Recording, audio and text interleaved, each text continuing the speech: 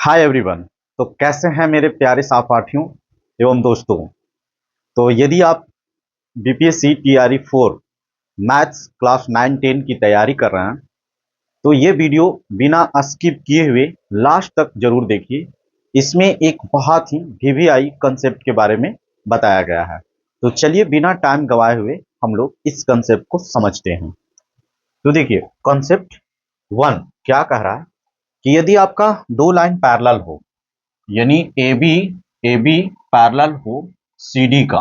ठीक है, A B parallel हो सी डी का, यानी जैसा कि आप देख पा रहे हैं ये दोनों लाइन। और यदि इस पे कोई एंगल एक्स है और उसको आगे बढ़ाने के बाद और फिर इसके ऊपर एंगल वाई है और इसको आगे बढ़ाने के बाद ये जहां दोनों एक पॉइंट पर मिलते हैं जिसको यहाँ पे थीटा बोला गया है, तो यदि आपको पूछ दिया जाए कि ये थीटा का वैल्यू क्या होगा तो आप क्या करेंगे कि पहले इसके कंस्ट्रक्ट करेंगे, यानी पैरेलल लाइन ड्रॉ करेंगे और उसके बाद में कैलकुलेट करेंगे। लेकिन जहां पे इस तरह का फिगर आपको दिखे तो आपको कुछ नहीं करना है कि यदि थीटा का वैल्यू पूछेगा तो थीटा का वैल्यू के लिए आपको कुछ नहीं करना है। एक्स को और वाई को, ये दोनों को जो ऐड कीजिएगा, ऐड कर दीजिएगा और जो वैल्यू आएगा वो थीटा का वैल्यू हो जाएगा। ठीक है, तो ये कंसेप्ट था कि यदि ये दोनों का मतलब मीट करता है और यहाँ का एंगल पूछता है, कभी कभी ये दे देगा ये दे देगा तो वाई भी यहाँ से आप निकाल सकते हैं। चलिए अब हम लोग नेक्स्ट कंसेप्ट की ओर चलते हैं। नेक्स्ट कंसेप्ट क्या कह रहा है कि आपको वही फॉर्मेट रहेगा, यानी ए बी जो है वो पैरेलल ही होगा सी डी का। ठीक है, लेकिन इस बार क्या करेगा कि इस बार आपको इधर का एंगल नहीं पूछ के, देखिए ये जो ये एंगल पूछेगा। ठीक है, और प्रीवियस में हम लोग इसके बारे में बात किए थे कि ये थीटा था।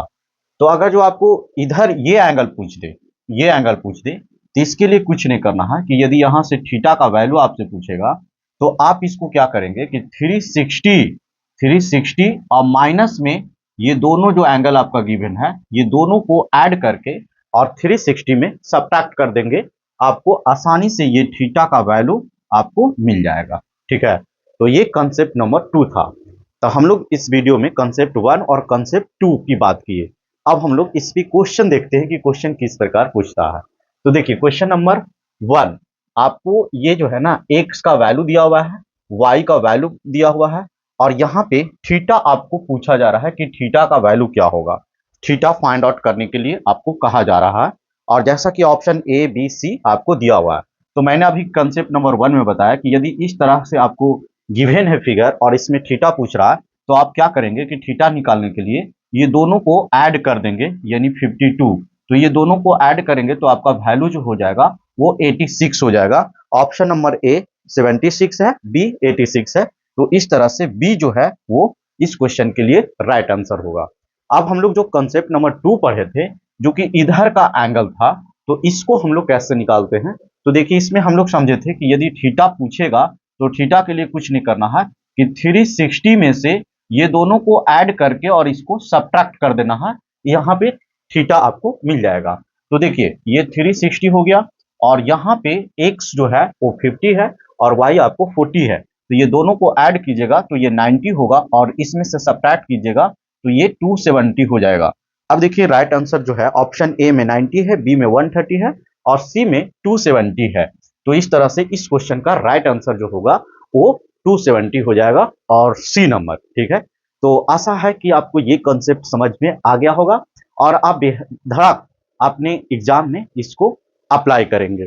ठीक है, चलिए आप लोग को एक इंफॉर्मेशन देना है कि यदि आपका कोई भाई बहन सगे संबंधी रिश्तेदार में से कोई भी अगर जो क्लास 8 9 10 11 12 में पढ़ते हो तो आप उसको एक बार जरूर इन्फॉर्म कर दीजिएगा कि एक चैनल है the owners by Satyam sir के नाम से, जिस पे आपको क्लास 8 9 10 11 12 का ऑल सब्जेक्ट एकदम क्लियर कंसेप्ट के साथ एक एक कंसेप्ट को एकदम आराम से समझा समझा के आपको एक एक पॉइंट को, एक एक क्वेश्चन को करवाया जाता है। तो आप उसको जरूर सब्सक्राइब करवा लीजिएगा। ठीक है, और यदि वीडियो अच्छा लगे और आपको कंसेप्ट समझ में आया तो चैनल को लाइक कर लीजिए, सब्सक्राइब कर लीजिए और बेल आइकन को ओपन कर लीजिए ताकि मैं जब भी इस तरह का कंसेप्ट अपलोड करूं तो आपको नोटिफिकेशन तुरंत चला जाए। ठीक है, और अपने छोटे भाई को सपोर्ट कीजिए, प्यार दीजिए, दुलार दीजिए। Thank you.